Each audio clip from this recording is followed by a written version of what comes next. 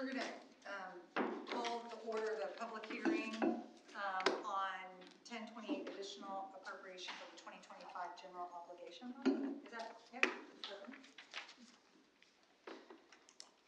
So I'm going to go ahead and start with an overview of what we plan for the project, and then Jeff can present some financials. The purpose for the 2025 general obligation bond would be to upgrade the HVAC system at Brush Creek. That's the number one goal.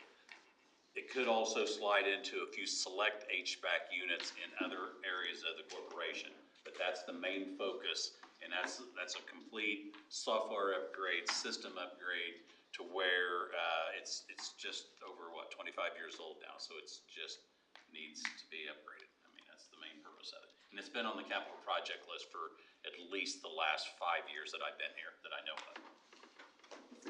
And we included long-term maintenance at every facility open, so that if we just really luck out and construction rates and come in really low and we have extra funds that we can work on other capital projects we've already identified on our list. So we have that open flexibility. All right. Next up would be Jeff Hammond from Baker Tilly to lead us through some slides. Good evening, everyone. Jeff Hammond with Baker Tilly. We serve as the school corporation's municipal advisor. I've got about 5 slides I'm going to walk through with you all this evening. Going to look at your existing bonds, outstanding and existing bond payments, and then I will also talk through some of the financial parameters that will be in the resolutions being considered. So I will begin with just an overview of the school corporation's existing bonds. So what we're looking at here is a chart of all of the bonds currently outstanding, and you can also see what the total annual payment is in each year.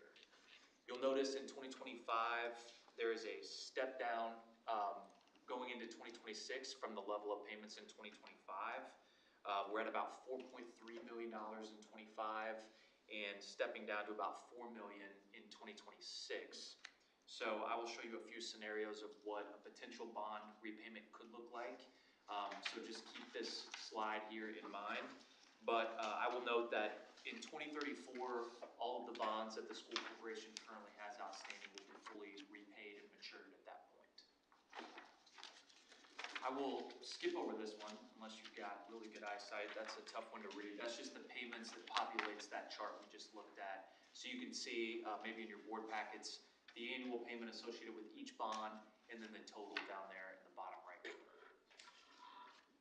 So I did want to go over the school's general obligation bonding capacity. Since these bonds will be general obligation bonds, I wanted to spend a minute on this slide here. So all school corporations, in fact all municipalities in Indiana, are subject to this formula when it comes to issuing general obligation bonds.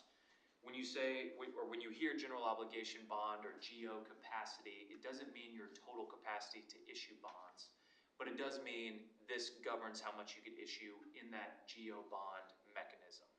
So the formula is an interesting one, but this kind of walks you through how we get to your current GO bond capacity. We start with the current net assessed value. In 2025, that was a little over $1.1 billion for the school corporation. We then need to divide by 3 and take 2% of that, and that gets you to your debt limit as a general obligation bond, which is currently $7,782,452. And then the final step is to subtract the principal outstanding on any existing general obligation bonds that have already been issued. And the school corporation issued GO bonds in 2023 and 2024. So when we subtract out the principal on those bonds that is still outstanding, it gets us to your current capacity of just over $3.3 million. So on my next slide, I just want to highlight some of the financial parameters that will be in the resolutions considered by the board. I will note that all of these are maximums, so they are not to exceed numbers. So the school could always issue less than this amount, but we cannot exceed these amounts. We've also, when it comes to estimating interest expense and the maximum payments, we are intentionally conservative at this point to allow you to have flexibility to decide things like the ultimate repayment term on the bonds and also to account for any potential fluctuations in interest rates between now and the time that the bonds would be sold. So on these maximums, we are establishing the max borrowing amount of $2.9 million. That will translate to about $2.7 million that will be available for hard and soft construction costs. Again, we're conservative in this proceeds available for project number because we don't want you to count on receiving more dollars than you actually receive. These costs that we've built in here, we're estimating on the high end as well.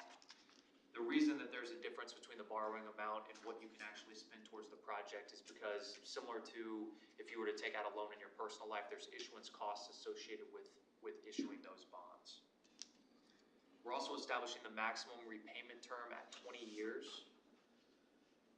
And the estimated interest expense, I've provided a range here, and it will correspond to the scenarios I'll show here in a few slides, but this is a range. It will vary depending on the ultimate repayment term selected. The lower end of that is based on about a 4-year repayment, and the upper end of the $1,430,000 is based on a 15-year repayment. We're also establishing the maximum annual payment, so this is the max payment in any given year on this bond issue of just under $1.6 million. And that maximum payment translates to an estimated tax rate based on your current net assessed value of 12.63 cents. The final statistic on this page here is we are able to issue these bonds given that step down we saw a few slides ago in the payments from 25 to 2026. We are able to issue these bonds without an increase to the tax rate. However, you have the flexibility to go up to that maximum 12.63 cents associated with this one project. So my last slide, and my last table slide before we get into a couple charts. I'll be quick on this one. This just shows you 3 different repayment scenarios that you could consider doing with these bonds. Again, 4 years, 10 years, and 15 years. You can see the estimated interest expense associated with each of those, as well as the estimated maximum payment associated with each of those scenarios. The trade-off with considering the repayment term, the shorter you take to repay the bonds, the less in interest that accrues over the lifetime of that borrowing. However, it does also mean a higher annual payment associated with that. So the last 3, I will just go quickly over these since this can be determined at a later time, but I did want to show you 3 potential repayment scenarios. The blue represents your existing bond payments that we looked at on the first slide. The yellow represents a potential repayment on a 2025 general obligation bond. This would be the 4-year scenario. So you see the goal here with this was to keep payments in line with where they were in 2025, essentially filling in those step downs in your existing bond payments.